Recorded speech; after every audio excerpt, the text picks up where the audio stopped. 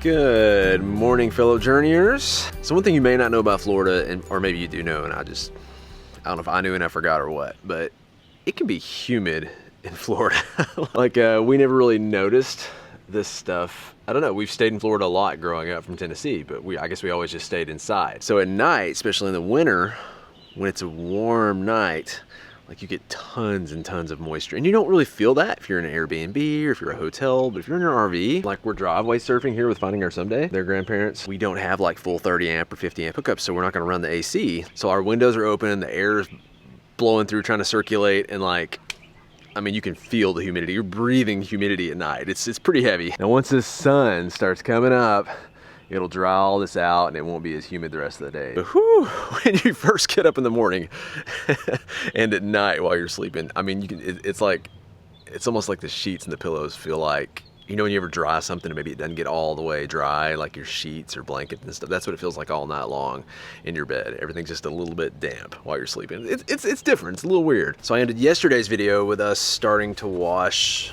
us, as in mainly Corey because he knows what he's doing, but us washing the RV. Today, we're gonna be buffing and waxing, is that, or polishing? What's the polishing and waxing, yeah, but polishing. Buffing and well, what's the difference between polishing and waxing? Polishing is removing defects, you know, in the paint, fine scratches, you know, any kind of hazing. And then waxing is protecting what you've done. Okay. Yeah, I don't know what I'm doing, so.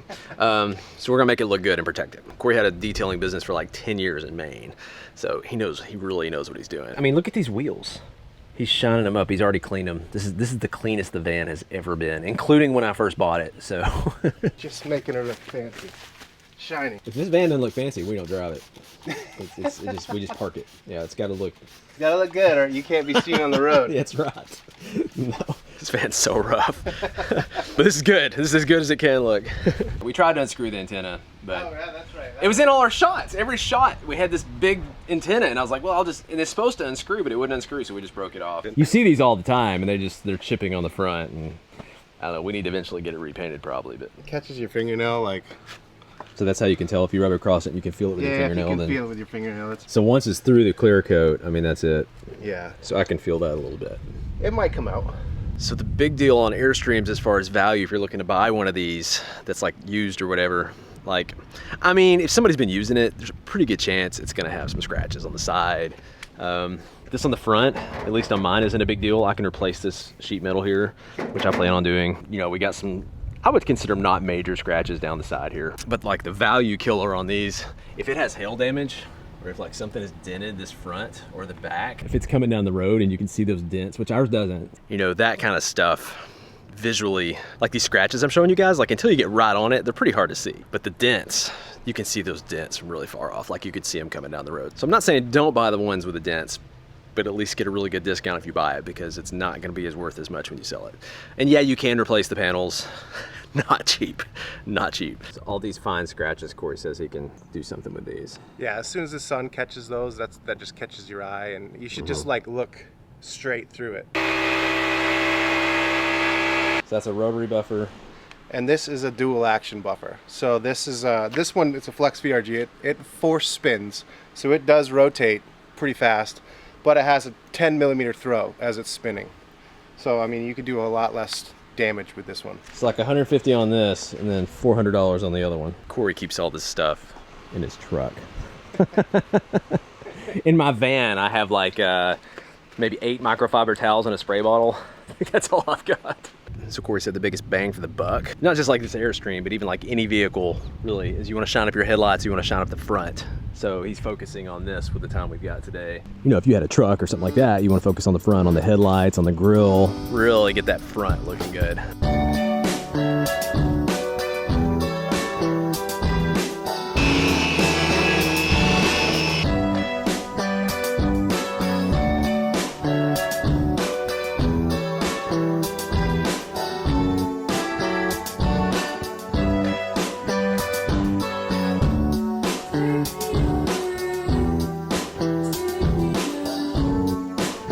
Lessened them.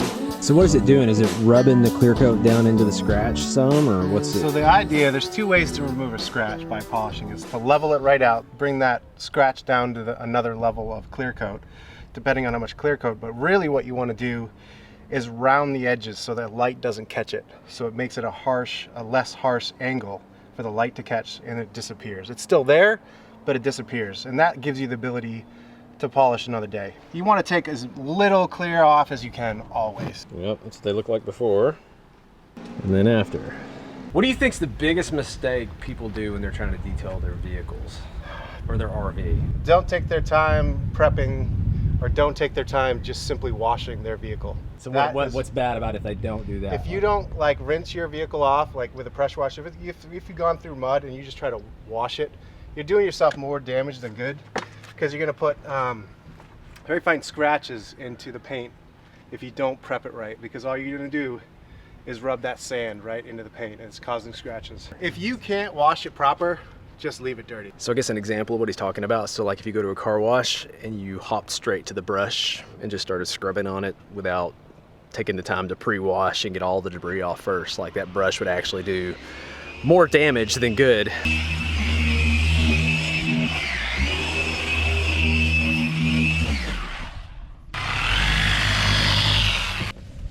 Can you see the line? Mm-hmm. One last and sort of final tip Corey gave me. He said before you're washing it, sometimes you want to have a degreaser of some kind. There's some sort of Maguire, I don't know, some sort of stuff that he likes to use. I'll see if he can get that to me and I'll put the link in the description. And then he likes, it's like a Sonax net shield, I think is what it's called, as far as like the wax. Pressure wash it, maybe use a degreaser if you got something tough to get off the pressure wash, but pressure wash it and then come back with the Sonax after. All you have to do is just spray it and then just sort of wipe it on type deal with the wax. So he's just super easy, but it's really good stuff. Hooking up, we're getting out of here.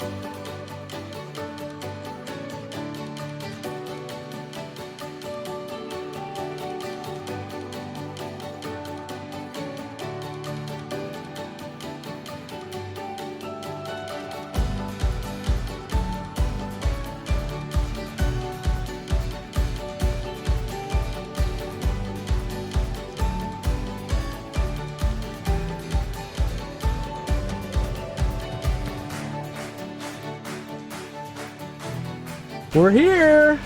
You want to come see what we got? You checking the time? You got somewhere to be? Did we make good time getting here? Look at this, Hensley. It is the beach. Yeah. We got to ride our bikes to the beach, but we're right next to it. This is cool, isn't it? Show me where the beach is. You just want to get to the beach. You got some sand right here, though. All right, let me finish getting set up.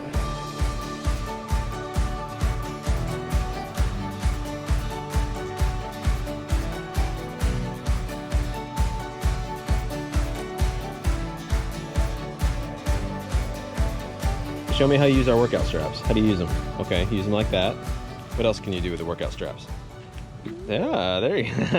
I can do another trick.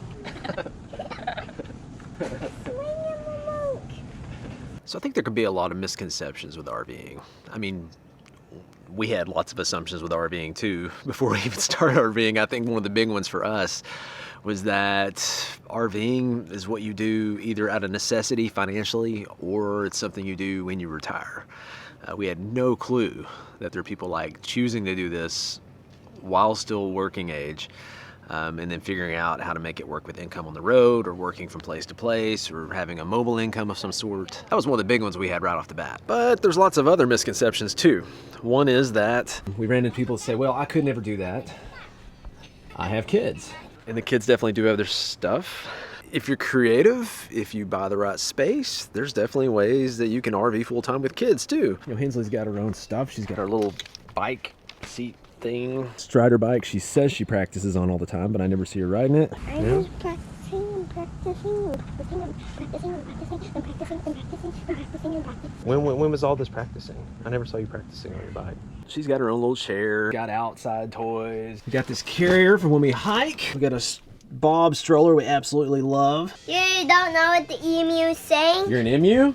Mm-hmm. No, I don't know what the emu's saying. She's got her inside toys. So if you got kids, it can totally be done. I don't think it takes as much stuff as you think it will, but it may take more stuff than you had hoped. Somewhere in the middle. So it's not horrible, but it's not like as much. So, I mean, we've seen families of 4 or 5, kids doing this long term for years and making it work. And the kids are articulate and kind and smart. And I mean, they're doing great. They really are. So it can be done and it can be done right. There can be a perception that it looks like this all the time. You've got this perfectly manicured campsite with a picnic table, with a fire pit. You just sit outside every night and you have s'mores, and when you get tired, you lay on your hammock and relax. You got the nice soft sand underneath you. Anastasia State Park, super nice. $30 a night. Like, this is pretty good for $30 a night, but this is definitely not the norm for us living this. Now, vacation wise, a week here, a week there, we would probably get nicer places, but we can't afford even $30 a night. We can't afford $30 a night, every single day of the year. It's more the exception than the norm. More often than not, we're in Walmarts, or we're in driveways, or we're in a full hookup long-term place that's not like this. This is beautiful. I mean, even something as simple as this hammock. I mean, there's like 150 sites here. You can only have things tied to trees on 4 sites. We just happened to get lucky. When I found out we were one of those 4 sites here, like, we have to tie something to the tree. We have to get a hammock out. So we don't even get that hammock out that often. State parks in general are usually a good bang for the buck, as well as national parks.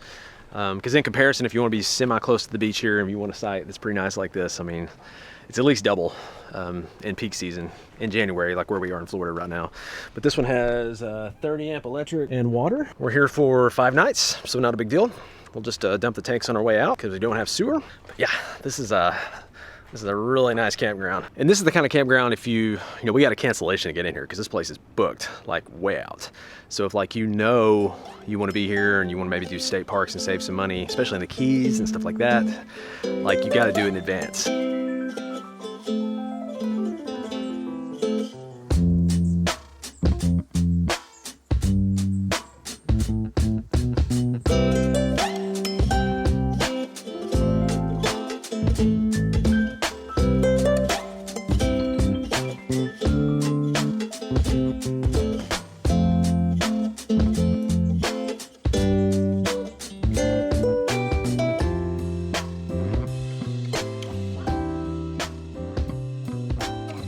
Better dressed than me. It's stretchy, so it's nice. It's stretchy, so it's nice. Is that what it says on the tag? Or? Recently, we were eating at Chick-fil-A, and the family beside us caught word of us talking about what we did. They come up with their kids and said, "Oh, we would love to do that." And one of the kids said, "Yeah, but would we have to sleep on a couch?" So I think it's funny that people think you don't have a bed, or and maybe sometimes that is the case, but I mean, most RVs, they have a bed, they have a kitchen, they have a bathroom, they have everything you need depending on what size you get. So it's just funny that in his mind he felt like we just slept on a couch as we traveled around, and that's okay. I mean, too. You might sleep on a couch in a house too, I guess, if somebody's coming over and you get on. But that's like our extra bed is our couch. I mean, just like in a house. Yeah. So it's not. And I know a lot of times we'll go for driveway surfing or seeing somebody. They're like, "Oh, come inside. Don't sleep on that bed out there." Or they're, we're like, "No, we really like our bed. Actually, it's very comfortable." If your RV bed is not comfortable and you live in it, there are definitely ways to fix that. Showers are another one. Oh, they assume we don't shower? Well, showers are another thing. We run into a lot of people, like, they overhear us or we're talking to them and they hear about what we're doing and they're like... Well, I'll have friends say, "Feel free to come over and shower." Oh, okay. Which, hey, I'm not going to lie, there are certain things we've had to give up. If they offer a bathtub, I will take them up on that offer because that is not a luxury we have in our RV. But as far as like showering, now that we have our instant Truma hot water heater, before I would definitely take them up on that offer because we only had 6 gallons of hot water and I had to pick whether to wash my hair or shave my legs. They could not be done in the same shower, but now that's not an issue. We get as much hot water as we want, so shower's not a big deal, but definitely, like, I'll take you up on your bathtub and laundry. Just in general, I think the comforts of an RV are usually better maybe than the perception is. And you can get an RV that has way more than what we got. You can get one that has a bathtub. You can get one that has laundry in it and everything else. So it's all possible.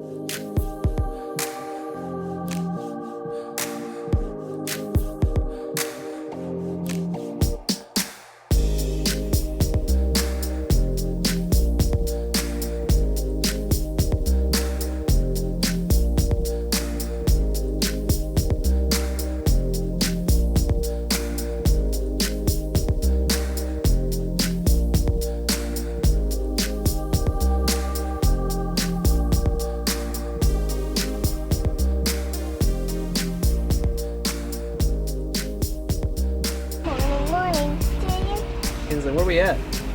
Florida. Oh yeah, we're in Florida, but we're at the beach. Florida. The beach. Got it. Woohoo! So one misconception we hear sometimes is that RVing costs a lot. It can, but if you just look around for free things to do, if you stay at state parks, stay at national parks. I mean, there was a beach resort we passed on the way here to the beach.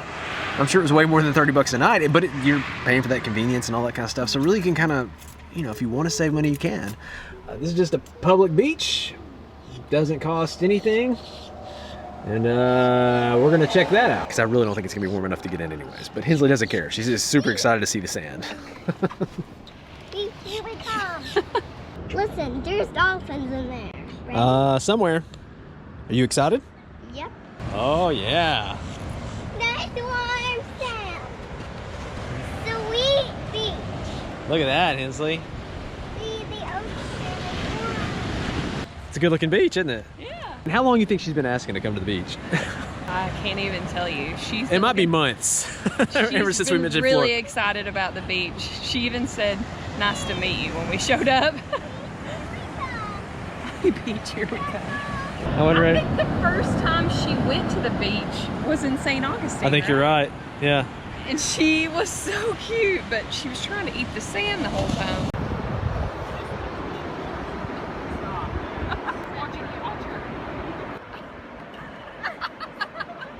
Oh no. Hey, stop doing that. Spit that out.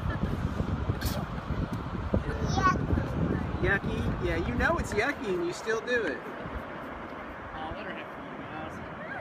Do you remember going to the beach? This is the first beach you came to in St. Augustine. Was I so excited? You were excited. But we were at Bryn Mawr at, what, $90 a night or something? So, we're like, how do people afford to do this? That was our first trip in our in our RV. Then we went down to the Keys and got a deal at $70 a night, something like that. So while Hensley finishes burying my feet, kind of the last misconception, Hensley, only the feet. Only the feet, okay? You're starting to get the ankle. Is that you can save money RVing. Now you can save money RVing, but I think just in general to say, hey, you know, I'm an RV, so I can save a bunch of money. Like, you can easily blow a lot of money, right, babe? And we did. Been there, done that. We definitely did in the beginning. You're learning. There's such a learning curve. It took us probably a year to get comfortable boondocking and learn. We're still learning, and this is our 4th year, and we're learning tips and tricks, and I think RVing is a great way to save money. It just depends how you want to RV, and for us, we spend less than we did in a house, and we're able to travel, so. We found a good balance, but it took us some time. I don't think you can just go out there and start, you can't just go out and start reserving anything and everything you want. We're gonna wrap up our beach time, our feet burying time. Oh, so much energy. All right, well, we're gonna call it a day. Until next time, we will catch you guys later.